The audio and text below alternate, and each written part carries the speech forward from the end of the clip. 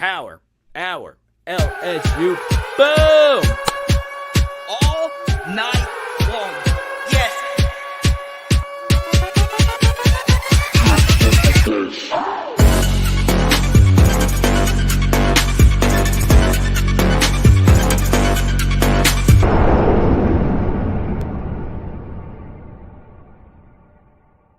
Let's freaking go. So the big chatter about the NFL draft has not really been what Malik Neighbors did at Pro Day. It really hasn't been what Brian Thomas Jr. has done over the last couple of weeks. It's not even have anything to do with how Jayden Daniels actually threw the football. It's a viral photo of Jayden Daniels' elbow. I think you guys have seen it. It's the thumbnail of the video today. And I got to be honest, it is probably one of the more bizarre things I've seen. But this is what I would always say about Jayden Daniels. And this was the case before we even knew he became a transcendent NFL draft quarterback, a transcendent college player, winning one of the more historic statistical Heisman trophies we can ever remember. He's unorthodox. He is not your average quarterback. We have never really seen somebody like him.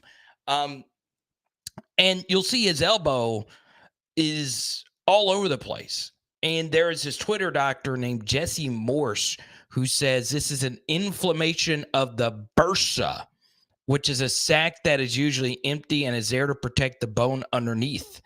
We have them in several joints, including the elbow and knee. So a lot of people kind of freaked out about this. Is this a situation where they don't want to draft Jayden Daniels at all because you're worried about durability issues? I just got to be honest, man. Your common concept of the quarterback position does not apply to Jayden Daniels. There has never been a quarterback at LSU that is like this guy. I'm not going to tell you he's the best quarterback. I still believe that's Joe Burrow. It's where I'm wearing my Heisman Trophy shirt with both of them on it. It's one of my favorite shirts. But Jayden is so great, and he's so unorthodox at the same time. He's a bony guy, but he's not really a bony guy anymore. He's thick. He weighed in at 210. So I keep hearing, well, Jayden Daniels is too thin to play quarterback in the NFL. Then why has he never been hurt before? They didn't say that about Anthony Richardson, who has already been hurt in his first season and was very much hurt throughout his Florida Gators career. They didn't say it about him just because he's 220. But Jayden Daniels has put on weight. That was clearly the case last season. And it didn't cost him any speed, and it obviously made him a better all-around quarterback. I'm tired of hearing about the durability stuff with Jayden Daniels. Oh, his elbow looks weird. Oh, he doesn't always slide. Oh, he doesn't process as fast as Peyton Manning or Russell Wilson or whoever. He's different. They said that there was all this stuff about Lamar Jackson when Lamar Jackson was coming out. He's unorthodox. I don't quite understand it. And if you are a dynasty fantasy football player, Jayden Daniels should be your number one overall pick. He should be your number one overall pick because he's got that Konami code. He's got that rushing ability. But if you're an NFL team, he should also be your number one overall pick. And it's not because another quarterback in this draft paints his nails or wears lip gloss. I don't really care about that.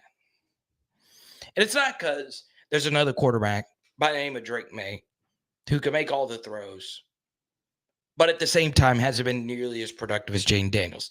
I think Caleb Williams and Drake May are fantastic college quarterbacks. And I probably would have taken both of them before CJ Stroud or even Bryce Young. And I love Bryce Young coming out of college. The truth is Jayden Daniels is better than all of them. And I believe it. I really do believe it. We did a show yesterday where I don't always sign off on LSU players when it comes to their NFL draftability. But I really do think Jayden Daniels could play at the NFL level. Whether or not his elbow looks like a jagged edge, is a jagged edge, it's an elbow that I've never seen before. But I'm telling you right now, the dude is special. He is a special human.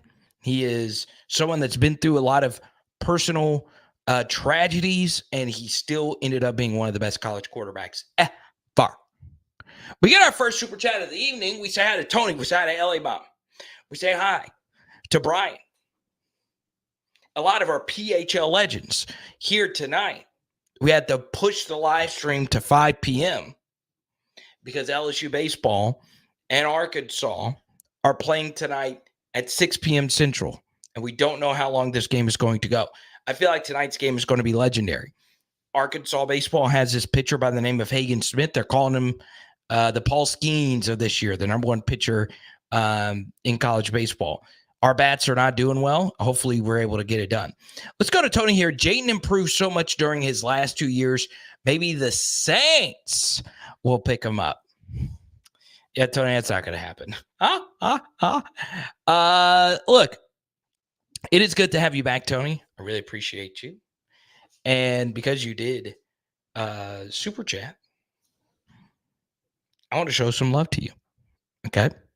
Or actually, I think I did just send you a card. I'll send you another one. Why not? Don't forget, if I get a hundo super chat tonight, if we get it, I'm sending out this autograph Paul Manieri baseball helmet to you. It's a mini helmet, so it's not a big bulky helmet. It's something that could sit on your desk.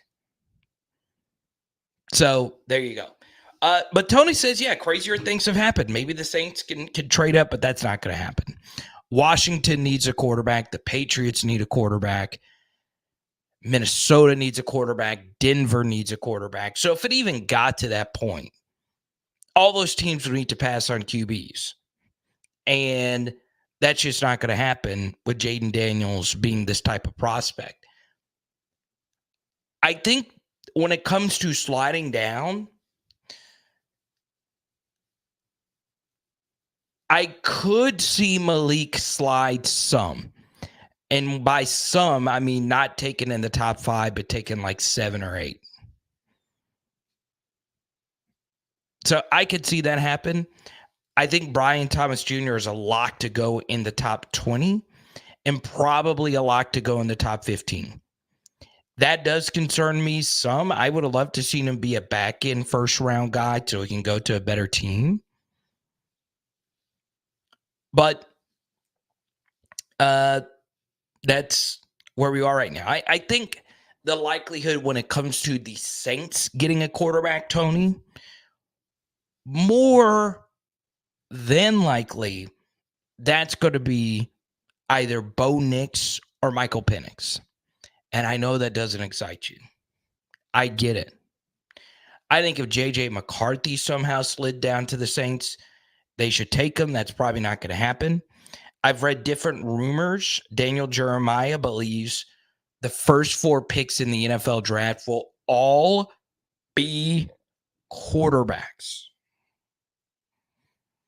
But as far as the Saints are concerned, Brock Bowers would be a very good pick for them.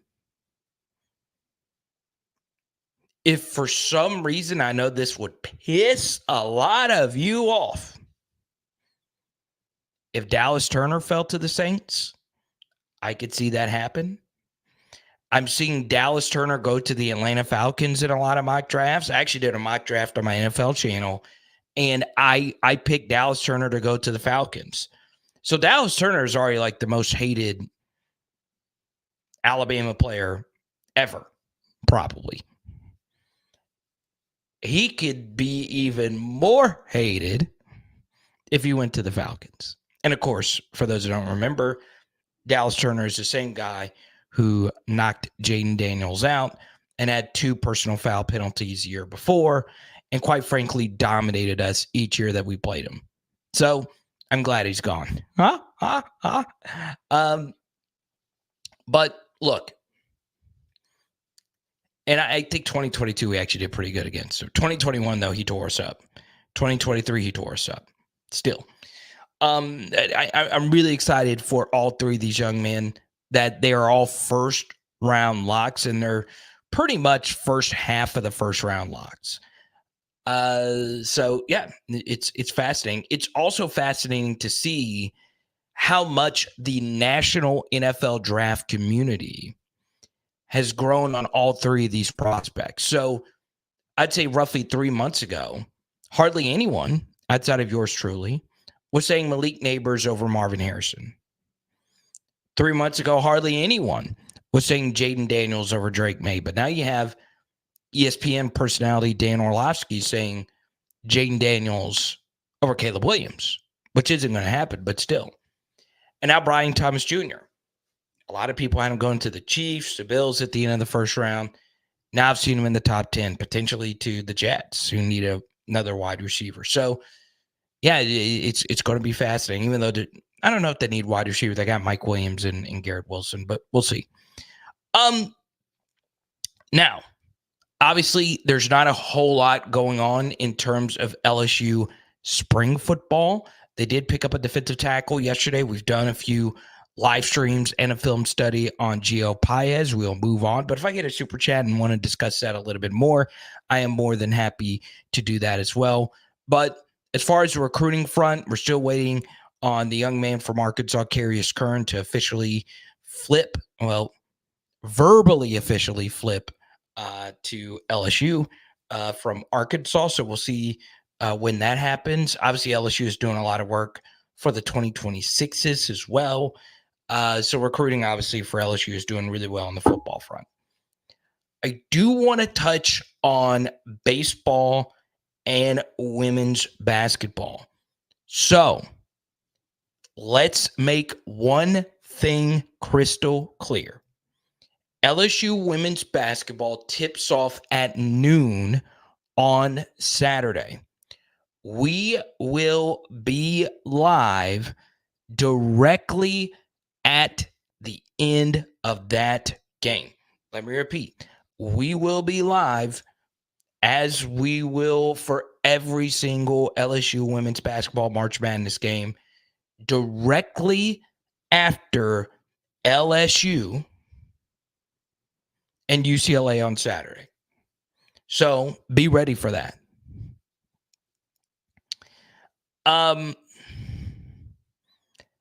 Do I think LSU will win on Saturday? I do. It is destiny that it's LSU and Iowa in the rematch to go to the Final Four.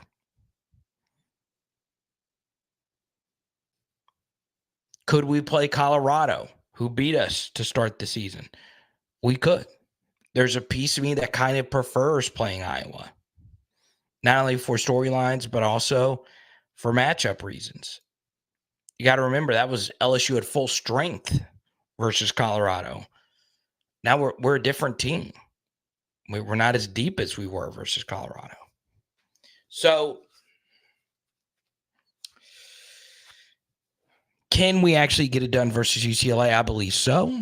It's going to be tough. And then whatever happens versus Iowa is what's going to happen versus Iowa. So, like I said earlier this week, anything less than a championship will not satisfy LSU fans. I totally get it. That is the new standard at LSU. But we didn't know that 2 key players, one hurt, one off the team.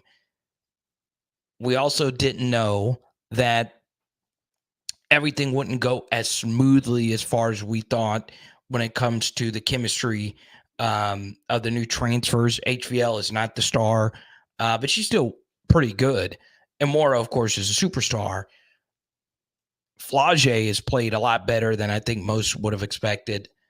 It's just still going to be so hard to win both of these games in Albany. But I think we'll get it done. Why not? Let's do it again. Caitlin Clark is not ready for us. She's ready to go cash that big 3 check. So we'll see what happens. And then as far as LSU baseball is concerned, if they lose this series to Arkansas, is the season cooked? I'm not going to say that. Your super regional hopes might be cooked if you lose this series to Arkansas. But you could still end up hosting a regional and be a top 16 in the 16 team in the country when we actually get to that point in the season. I think they still could, even if they lose this series. I will say sweep avoidance would be very nice. Arkansas is the number 1 team in the country for a reason. Dave Van Horn's been the best coach in the SEC for a long time now. He's just missing that national championship. I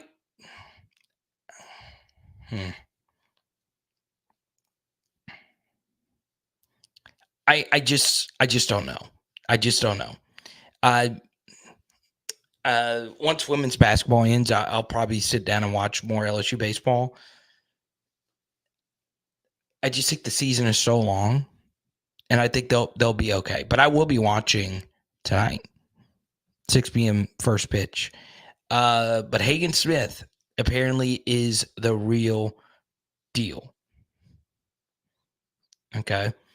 So we'll see what happens. Now, as always, this chat is about you.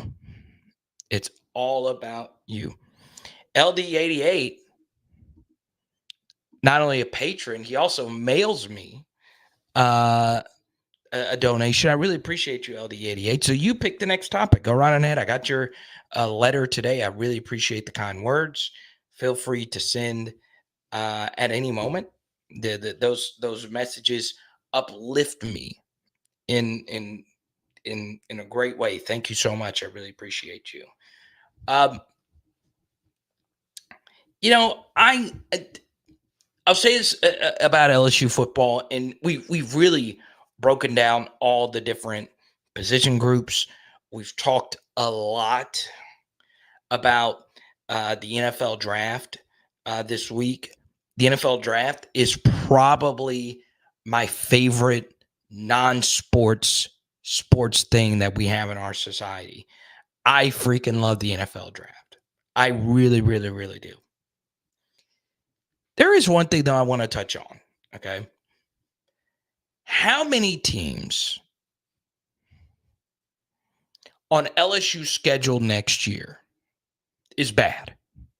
How many bad teams do we have? All right. Teams that I think will not be any good at all. Now, this can always be a very dangerous topic. But I do feel when I look at this LSU schedule, there are 2 teams, Power 5 teams, that I think will be bad. Vanderbilt is one of them. And that game comes at a very opportune time on the schedule. Saturday, November 23rd, before we play Oklahoma. That game is at home, and it's the week after a road trip at Florida. I do think Vanderbilt is bad. That's not some kind of hot take, but I just don't think they're a good football team. The other team is Arkansas. I do a lot of Arkansas content on the SEC channel. If you are a Razorback fan, you should be very worried about your football team. Basketball, they got good news. Eric Musselman is back. Baseball, they're obviously great. They're good in other sports as well, but football just ain't it. I am still shocked that Sam Pittman's around. I think some of that is financial stuff, but I just don't think this team is going to be really that good. And that's a good thing because that's the first game of a back-to-back road game situation there for LSU. And I'm actually going to give you a third team, a third Power 5 team on this schedule I don't think will be any good next year, and that is UCLA. First-year head coach, running backs coach coming over from the NFL. He played at UCLA. This just feels like a brutal rebuild ahead of UCLA as they move into the Big Ten. A head coach who's never coached before as a head coach at any level. Coach Foster, I believe. I just think they're going to be bad. And there are also some other teams on here, I think, that could be very overvalued. Florida on the road. I think Florida has the opportunity to be so beaten down and broken and withered where they have another losing record and they might have a lame duck coach by the time we play them, or a fired coach or an interim coach. You look historically, LSU has played quite a few interim coaches over the years. So that could be the case. Texas A&M, first year of a turnaround. I do like Connor Wigman. I do like their offensive coordinator hire in Colin Klein, but still a first-year head coach. Very interesting roster situation there. And then you have South Carolina. Because we're going on the road, I give South Carolina a little bit more credence, if you will, in terms of them potentially being good. This would be our second game on the road in 3 weeks, so that could be tough. But South Carolina, new quarterback situation. Will Lenore Sellers be their guy next year? Will they go to a transfer?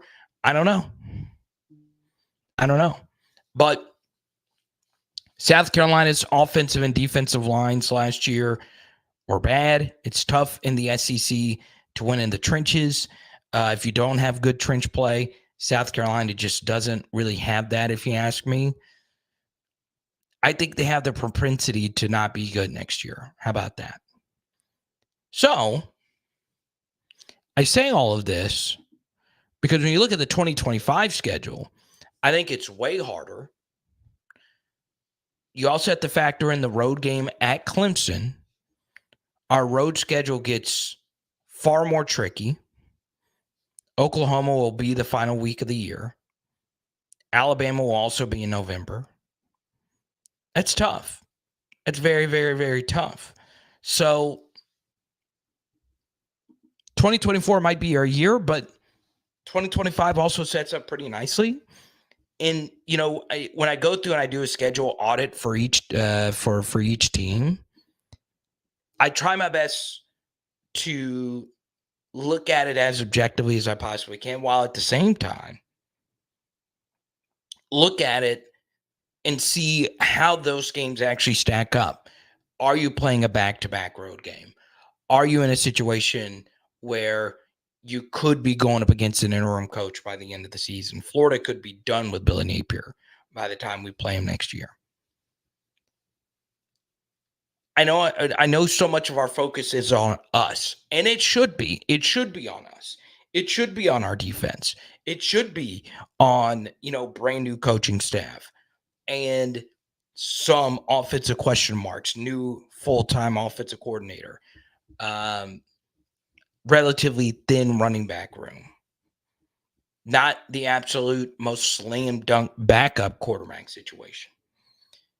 You need other receivers to step up. I mean, there's still some questions there. And then on special teams, you're replacing punter and all that. So if you guys know all that. But I'll tell you, LSU's definitely got a higher floor than a lot of those teams I just mentioned. And just by looking at how some offseason things trickled in LSU's favor, I keep looking at that 2024 schedule and saying, we should be going to the playoff, especially if we beat USC in week 1. South Carolina, you could have a situation where Shane Beamer is already looking at the next job.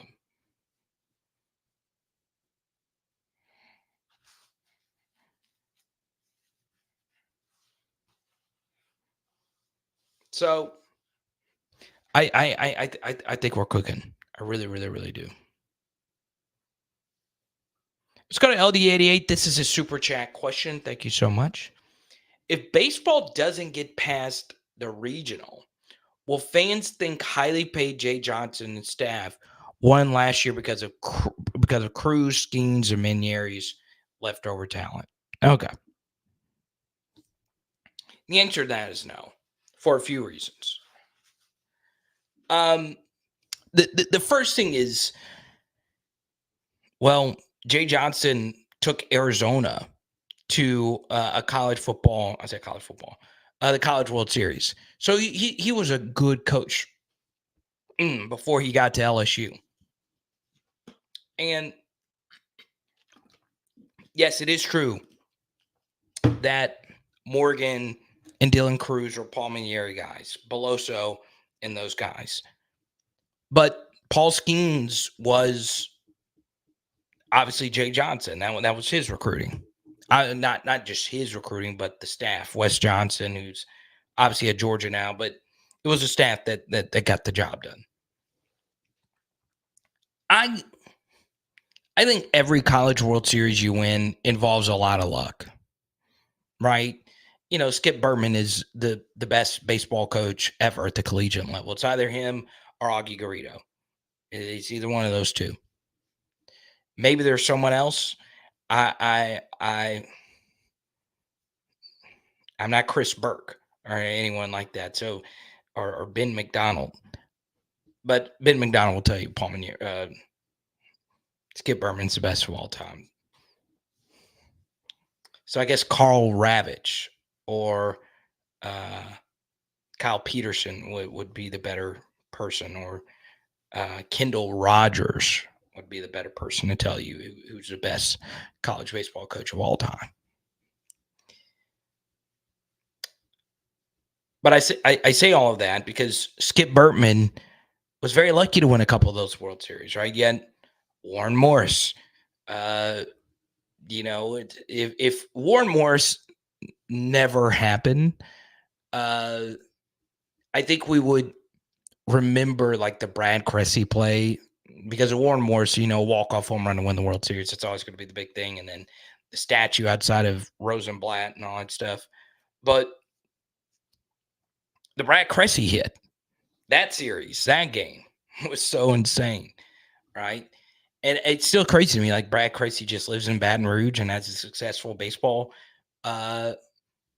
facility. I'm telling you, I would like little boy freak out over meeting Brad Cressy over if I sat down with like Jayden Daniels. Obviously, I love Jayden Daniels probably more than Brad Cressy, but little me, Brad Cressy, I idolized number 22 for LSU. Idolized that dude. But you need luck to win College World Series. Jay Johnson's in it for the long haul. Let's say we don't get past a regional, or if we don't host a regional. The next year, obviously, we would need to host a regional for us to feel really comfortable with Jay Johnson and the future of the program. But the first thing is he's recruiting at an extremely high level, and he's recruiting at an extremely high work rate. He's getting after it. Every interview he does, he's recruiting. So even though he won this one national championship and is immortalized in LSU lore, it is also one of those things, though, where like 3 of the last 4 LSU baseball coaches have won the College World Series. Same thing with LSU football. 3 of the last 4 LSU football coaches have won a national championship. You're really remembered if you can get 2, right? You already got that first. And I think Jay Johnson has this Nick Saban quality where he wants to win as many as he possibly can. He is a process-oriented guy. He's not a big, boisterous personality. That doesn't mean he's not interesting, but he's about his job. He's about business. And I think LSU fans sees his vision. So, yes, it is true that there are a lot of coaches that would have won the World Series with the roster that he had last year was probably one of the best LSU rosters in any sport. You know, when you have 1-2 in the MLB draft, it's something. But I think Jay Johnson will be here at least another decade. I would put, if you were to ask, hey Carter, you bet Jay Johnson to coach 10 more seasons at LSU, I would pick the over. I think he's going to be I think he's going to be locked in. Everybody, welcome YouTube Harrington's and his first ever conversation with me is a dude. Now, let me ask YouTube Harrington's this question. Greg, what's up, man? Good to have you back. Yeah, we switch things up, man. Greg in Alabama, good to see you. Let me ask YouTube Harrington's this question. Let's just say you walk up to someone you've never met this person before. You never met him before. And you walk up to him and you say, dude.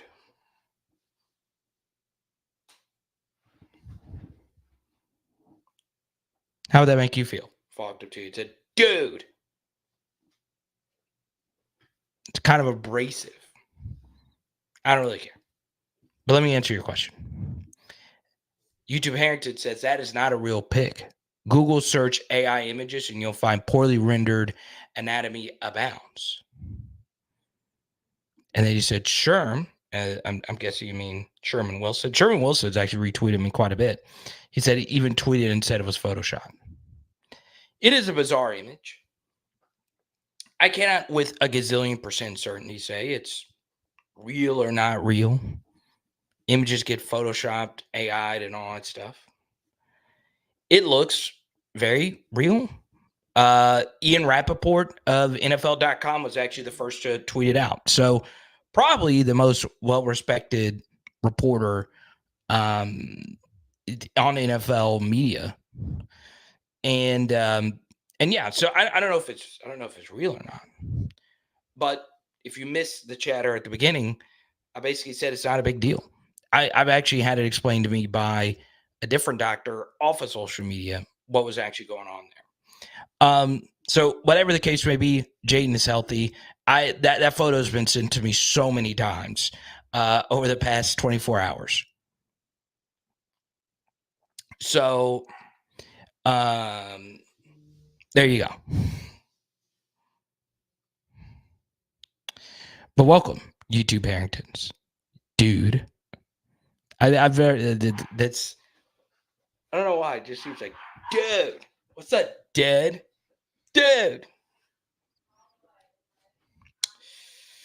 Greg, it's good to see you. I appreciate the backdrop. I like it. I kind of want to mix some things up here as well with some signage.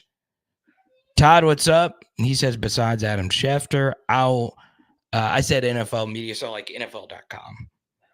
But if you think Adam Schefter is a top insider, that's fine as well.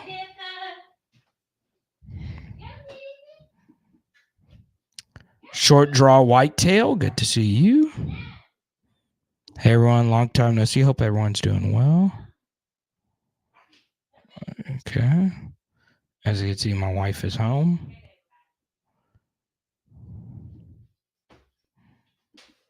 All right, everybody. Sissy hasn't been on here in a while. Let me see it. Whoa. She's coming in too hot. Well, because I just got home. Oh, she got my face good. Carter, she did not.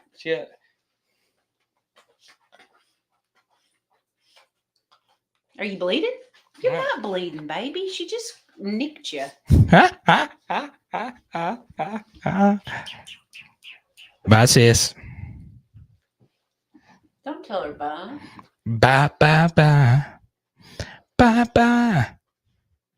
Stylebender. But yeah, Schefter, I've met Schefter before. I like him. Is this dirty? Are these dirty? No. Yes, they are. Love you. Love you too. Hey. How old's a pup? She is coming up on. She's coming up on 3 years, actually. 3 years. That's absolutely crazy. That's absolutely crazy. Now, here's what we're gonna do. I would like to end this before LSU baseball.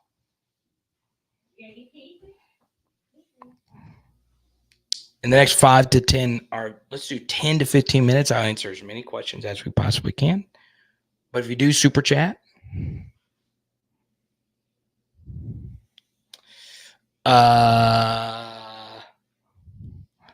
we'll keep it going. I'll tweet the first inning, or I'll YouTube the first inning. I guess YouTube Harrington's left. That's okay. Dude, what's up, dude?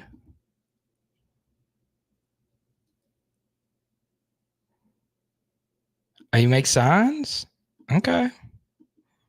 I need some new signage.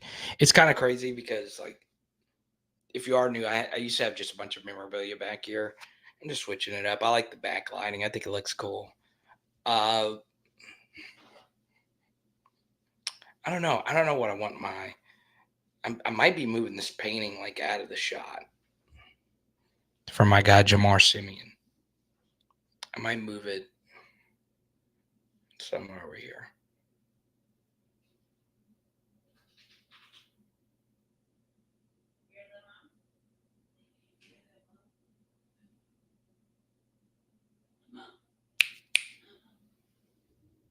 Just hit me with the truth. Yeah, my cat. Let me think about what kind of sign I want.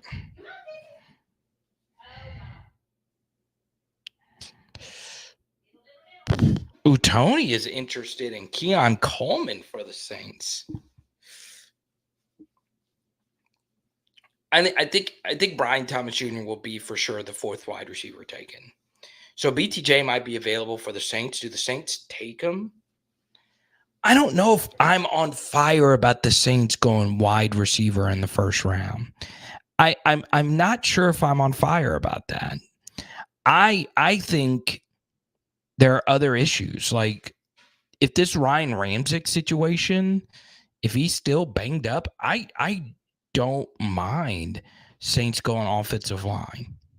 And I understand offensive line in the first round is not the funnest, sexiest thing, but Ramczyk was a first round pick. McCoy was a first round pick. There's also been some offensive linemen that were first round picks that weren't really what you would expect it to be. Cesar Ruiz, Pete. Those guys weren't bad per se, but they were okay, I guess you could say. So yeah, I guess for me,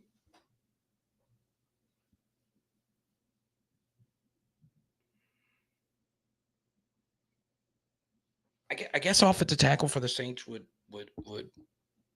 be fine. But oh yeah, Penning. Trevor Penning was a first round pick.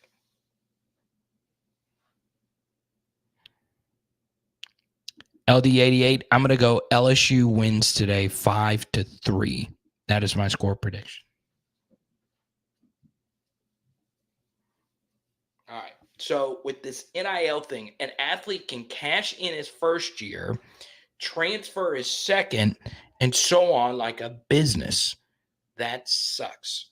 What's my take? It's not their fault. It is not their fault. Okay. You would be shocked if you were in that spot, how many times you would do it, even if it's not the best thing for you. Right. So we had an athlete, Xavier Atkins, on our show a few weeks ago, and he talked about the jumping around thing. Something else that's very interesting is the guy that we actually just brought in did an interview where they actually complimented him not jumping around at Wisconsin. He waited his turn to play at Wisconsin, Gio Paez, and then he still eventually jumped to a new school, and it kind of made sense. You know, you've played college football for 5 years. Why not try something new? Okay. You know, I really do think it's more so on the NCAA. Is what happened with this Alabama offensive tackle who transferred to Iowa and then transferred back to Alabama, Jayden Proctor, is that good for the sport? No, that's actually a really crappy thing to do, and I don't care if you're 18. I don't care if you're young. You don't do that. You don't jump to one school, which is a home state school, take a bag, and then allegedly go back to Alabama. Now, if he paid it back, sure, I guess that's a little bit more morally responsible. But it is on the NCAA to fix the sport, put guardrails on this, and say that you can't flip-flop every spring cycle. Can't do that. You shouldn't do that. But they did do that. Jayden Proctor did do that. So, yes, in theory, you can take an NIL deal, bag it, and then go back to your original school. You could do it. But if you are not an employee and there aren't collectively bargained rules and structures in your sporting system, then the lawmakers are always going to side with the athletes.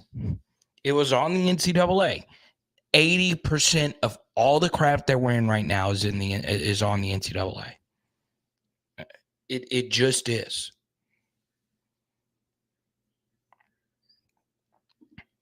All right, LA Mom. LA Mom, I really appreciate your Venmos over the past week. Big help. Emory Jones and Will Campbell will be first rounders in 2025. Yeah, I would say yes, they will. It's hard to be a first round pick. There's only 32 of them. Sometimes only 31. But offensive tackles, along with quarterbacks, receivers, and pass rushers, are the most picked players in first rounds. It's not a good quarterback class next year. So the value of an offensive tackle moves up, right? There was once a player by the name of Eric Fisher who went to the Kansas City Chiefs, was the first overall pick. He wasn't that great, but there wasn't any good quarterbacks. So outside of quarterbacks, teams value the offensive tackle or a pass rusher, either one of those two. I don't think there's ever been a wide receiver that's gone number one overall. So could we see a world where Will Campbell or Emory Jones is the number one overall pick next year? You could. It is very well within the realm of possibility in a weak quarterback class. It could happen. Obviously, Will Campbell has a lot more hype than Emory Jones. I could see Emory Jones being a higher pick, though. I can, because he is just so unbelievably gifted, and I think both of them could kick in and play guard early on if need be. So there you go. Dellinger, it's a stretch. Guards just don't get picked in the first round all too often. I think you'll see like one interior offensive lineman get picked in the first round. This year, the young man out of Oregon, Jackson Powers Johnson.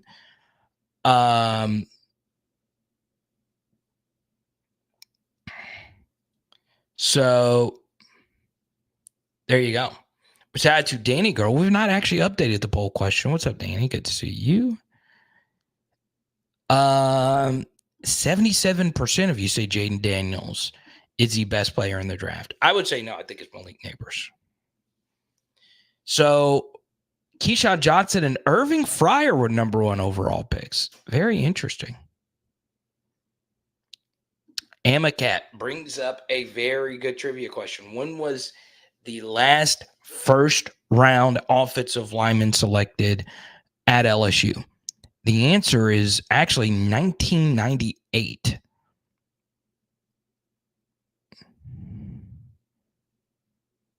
1998, Alan Faneca.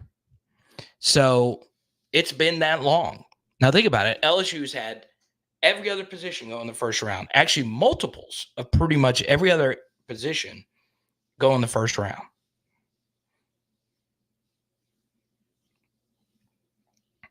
But 0 offensive linemen since 98.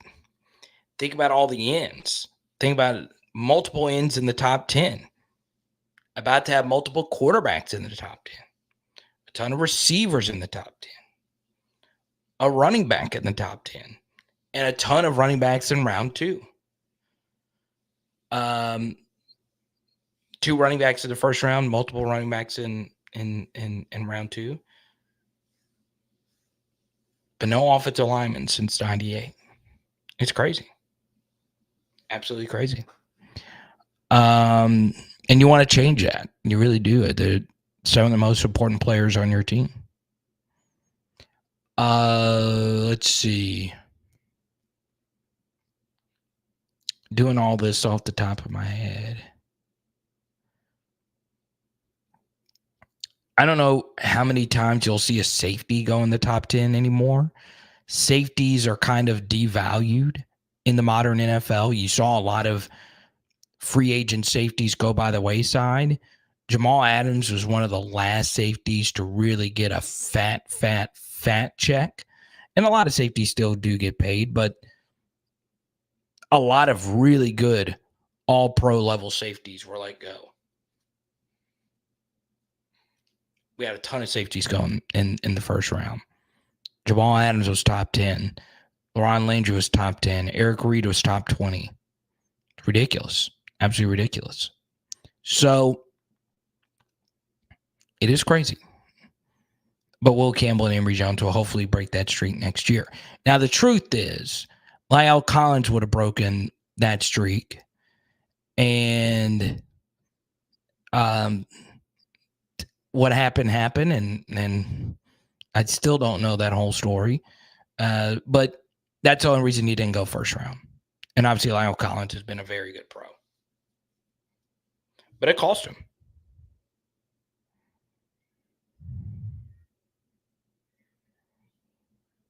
Now,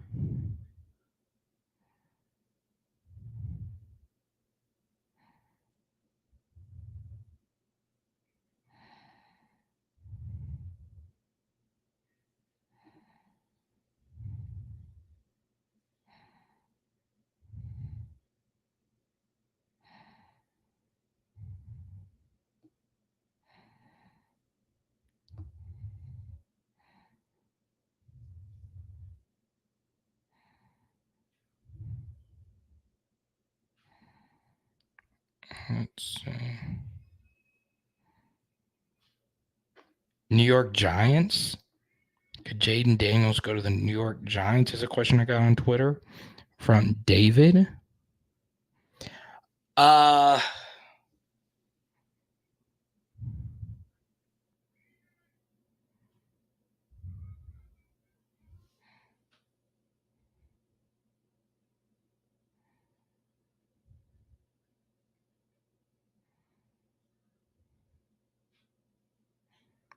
I don't think so. I think McCarthy would have a better chance going there, but I could see it. I could. We know for sure the Cardinals won't take Jayden. But Stingley was 3rd overall. Texans chose Stingley over Sauce Gardner. And it's worked out for both parties. I actually thought Sauce Gardner was the better pro prospect, but that was mostly because of health.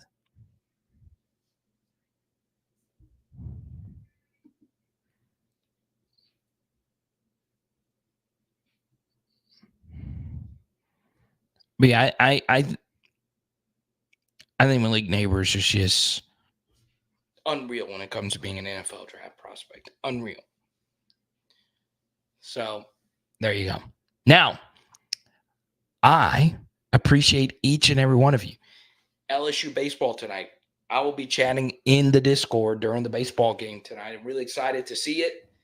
It's rare you get these big SEC games, two historically great programs of the modern era. Arkansas #1, LSU baseball, just depending on which poll you look at, still in the top 10, I believe.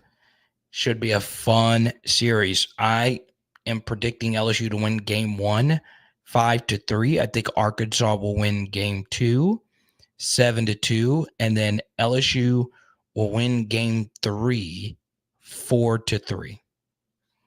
So we got a lower scoring weekend in Baum Walker. So 5-3. Arkansas wins game 2, 7-2. Then we win game 3, 4-3. Mark it down. Do a trifecta exacta box if you could horse race bet this. Huh? We're getting the dub tonight. Hagen Smith doesn't know what's going to hit him. Hayden Travinsky's going to hit him. Let's go. Yes. Power out. LSU. Boom. And tonight, we're doing barbecue chicken. Let's go. Huh?